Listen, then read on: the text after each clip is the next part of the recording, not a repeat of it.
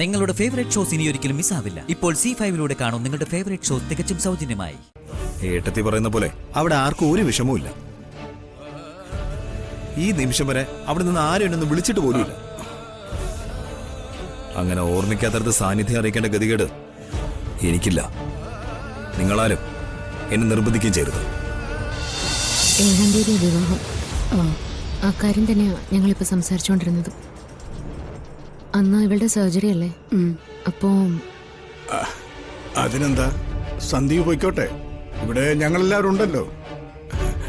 അല്ലെങ്കിൽ തന്നെ നിർബന്ധമായിട്ടും പോകേണ്ട ഒരു ചടങ്ങല്ലേ അത്. അവൻ വരുന്നില്ലെന്നാ പറയുന്നത്. വരുന്നില്ലെന്ന് പറയുന്നതിന് ഇവന്റേതായ കാരണങ്ങളുണ്ടെങ്കിലും ഇക്കാര്യം പറഞ്ഞ അവിടെ ചെറിയ സംസാരമൊക്കെ തുടങ്ങിയിട്ടുണ്ട്. അത് പിന്നെ ഇല്ലാതിരിക്കുമോ? പെട്ടെന്ന് തീരുമാനിച്ച വിവാഹം. അപ്പൊ പിന്നെ ആ സ്ഥാനത്ത് നിന്ന് കാര്യങ്ങളൊക്കെ നടത്താൻ സന്ദീപും കൂടെ അവിടെ വേണ്ടേ? ആതിരെ ഇങ്ങനൊരു അവസ്ഥയിലായതുകൊണ്ട് ഇപ്പൊ പോകാൻ പറ്റിയില്ലെങ്കിലും വിവാഹത്തിന് എന്തായാലും മോൻ പോണം. അമ്മേ, ഞാൻ പോവില്ല. എന്നെ അതിനാരും നിർബന്ധിക്കരുത്. ഞാൻ എന്റെ വീട്ടിൽ നിന്ന് ഇറങ്ങി വൃന്ദാവനത്തിൽ വന്ന് താമസിക്കുന്നത് ആതിരയോടൊപ്പം ഞാൻ വേണം എന്നൊരൊറ്റ കാരണത്താലാ. ഞാൻ ഇവളുടെ സർജറി നടക്കുന്ന സമയത്ത് എനിക്ക് താല്പര്യമില്ലാത്ത അവരുടെ മാത്രം ആഘോഷങ്ങളിൽ പങ്കെടുക്കുമെന്ന് പറഞ്ഞ അതിനർത്ഥം ഞാൻ എനിക്ക് പിറക്കാൻ പോകുന്ന എന്റെ കുഞ്ഞിനേക്കാൾ വലുതായി മറ്റു കാര്യങ്ങളെ കാണുന്നുവെന്ന. അങ്ങനെ ഇതിലും വലിയ കാര്യമല്ലാതെന്ന് എനിക്ക് ഉറപ്പുള്ളിടത്തോളം കാലം എനിക്ക് വിഷമോ പശ്ചാത്താപമോ ഒന്നുമില്ല. മോനെ, താല്പര്യമില്ലാത്തത് മോന്റെ മാത്രം കാര്യമാണ്. വിവാഹത്തിന് വരുന്നവർ കരുതുക ഭാര്യ വീട്ടുകാർ പറയുന്നത് കേട്ടോ അവരുടെ താല്പര്യത്തിനനുസരിച്ചോ മോൻ ചെന്നില്ല എന്നായിരിക്കും. പലരും പല അഭിപ്രായങ്ങൾ പറഞ്ഞുണ്ടാക്കും. എന്തിനാ മോനെ അതിനൊക്കെ അവസരം ഉണ്ടാക്കി കൊടുക്കുന്നത്? പോവാൻ പറ. നാട്ടുകാരെന്ത് വിചാരിക്കുന്നത് എന്റെ പ്രശ്നമൊന്നുമല്ല അച്ഛാ. അതിലും കൂടുതൽ വിചാരിക്കുന്നത് എന്റെ വീട്ടുകാർ തന്നെ ആയിരിക്കും. ഏട്ടത്തി പറയുന്ന പോലെ അവിടെ ആർക്കും ഒരു വിഷമവുമില്ല. ഈ നിമിഷം വരെ അവിടെ നിന്ന് ആരും എന്നെ വിളിച്ചിട്ട് പോലുമില്ല. അങ്ങനെ ഓർമ്മിക്കാത്തടത്ത് സാന്നിധ്യം അറിയിക്കേണ്ട ഗതികേട് എനിക്കില്ല. നിങ്ങളാരും എന്നെ നിർബന്ധിക്കുകയും ചെയ്യരുത്.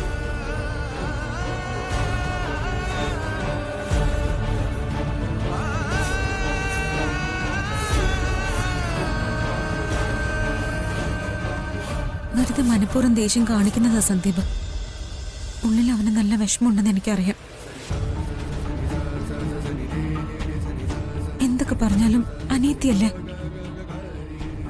ഇവരുടെയൊക്കെ വലിയ സ്വപ്നമായിരുന്നില്ലേ സ്നേഹയുടെ വിവാഹം? ഒന്നാലോചിച്ച അവൻ പറയുന്നതിലും കാര്യമുണ്ട്. അവന്റെ അവസ്ഥ എല്ലാവർക്കും അറിയാവുന്നതാ അവിടെ. എന്നിട്ടും ഈ വിവാഹം കുറച്ചു ദിവസം നീട്ടിവെക്കണമെന്ന് അവർക്ക് തോന്നിയില്ലല്ലോ. എപ്പോഴെങ്കിലും ഒറ്റയ്ക്ക് കിട്ടുമ്പോൾ അച്ഛനോട് സംസാരിക്കണോ അതേപ്പറ്റി? ഇനി നീ അതേപ്പറ്റി സംസാരിച്ച് മുഷിപ്പേരൊന്നും ആവണ്ട. അവരുടെ മോളുടെ കാര്യം അവരെന്താന്ന് വെച്ചാൽ തീരുമാനിക്കാൻ നടത്തുക ചെയ്യട്ടെ.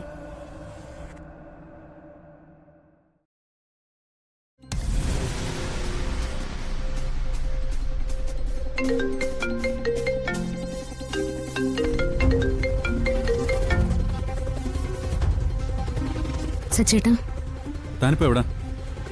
ഹോസ്പിറ്റലാണോ? അതെ. അടുത്ത് അച്ഛനും അമ്മയൊക്കെ ഉണ്ടോ? ഉണ്ട്. താൻ അവിടുന്ന് അല്പം ഒന്ന് മാറിയുന്നേ. ഒരു മിനിറ്റ്.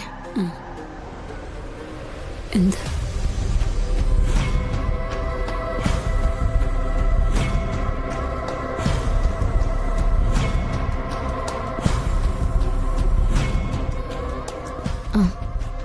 സച്ചേട്ടാ പറയാ. ആ ആക്സിഡന്റിന്റെ CCTV വിഷ്വൽസിലെ ജീപ്പ് ഓടിച്ച ആളെ തിരിച്ചറിഞ്ഞിട്ടുണ്ട്. അവന്റെ പേര് മിന്നൽ ബിജു എന്ന്. ഏതോ കേസിൽപ്പെട്ട് ജയിലിലായിരുന്നു. ജയിലിൽ നിന്ന് ഇപ്പൊ ഇങ്ങോട്ട് ഇറങ്ങിയതേ ഉള്ളൂ. അവനൊരു വാടക കൊലയാളിയാ. ഞാൻ മറ്റൊരു വഴിക്ക് അറിഞ്ഞതാ ഇതൊക്കെ. അപ്പോ ഏട്ടത്തിയോ ആ ധനുഷോ അവനെ വാടകയ്ക്കെടുത്താണ് ഇത് നടത്തിയത്. അതല്ലേ ശരി? അതെ സച്ചേട്ടാ.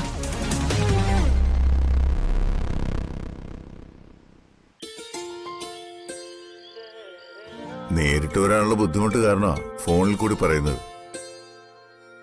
ഫോണിൽ പറഞ്ഞു എന്ന് കരുതി വിവാഹത്തിന് വരാതിരിക്കരുത്.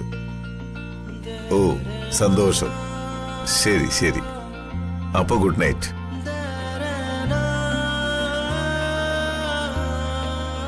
എന്താ അച്ഛ വരാൻ പറഞ്ഞത്? ആ, ഒരു പ്രധാനപ്പെട്ട കാര്യം പറയാനുണ്ടായിരുന്നു. ധനുഷിനോടും കൂടി വരാൻ പറഞ്ഞിട്ടുണ്ട്. വരട്ടെ, എന്നിട്ട് പറയാം. ആ, എന്താ സർ, എന്താ വരാൻ പറഞ്ഞത്? പറയാം. നിങ്ങളുടെ വിവാഹത്തിന് മുമ്പ് നിങ്ങൾ രണ്ടുപേരും കൂടി ഒരു സ്ഥലം വരെ ഒന്ന് പോകണം.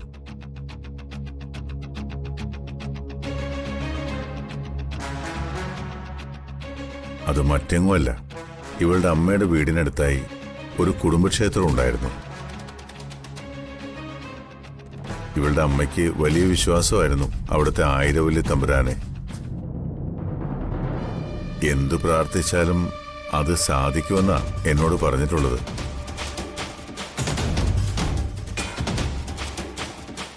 അവളുടെ മരണശേഷം ഞാനും അങ്ങോട്ട് പോകാതെ കുറച്ച് നാളുകൾ വരെ അവിടെ വിളക്ക് കൊളുത്തിരുന്നില്ല.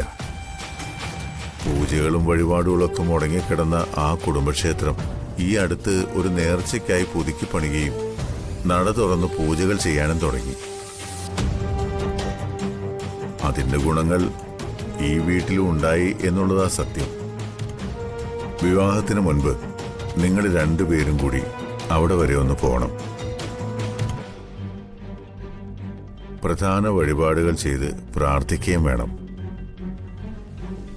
മുകളിലിരുന്ന് കാണുന്ന നിന്റെ അമ്മയ്ക്ക് വലിയ സന്തോഷമാവും അത്.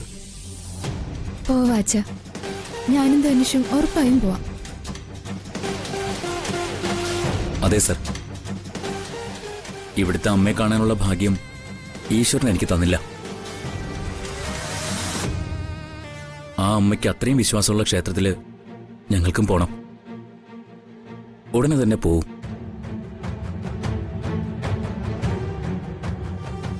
എന്റെ അഭിപ്രായത്തിൽ സാറും കൂടി വരണമെന്നാ. വർഷങ്ങൾക്ക് ശേഷം ഒന്നുകൂടി തൊഴാലോ. അത് ശരിയാവില്ല ധനുഷേ. ഞാൻ വർഷങ്ങൾക്ക് ശേഷം ആ മണ്ണിൽ കാലുകുത്തുമ്പോൾ ഓർമ്മിക്കാൻ ഇഷ്ടപ്പെടാത്ത പലതും എന്നെ ഓർമ്മപ്പെടുത്തിയെന്ന് വരും.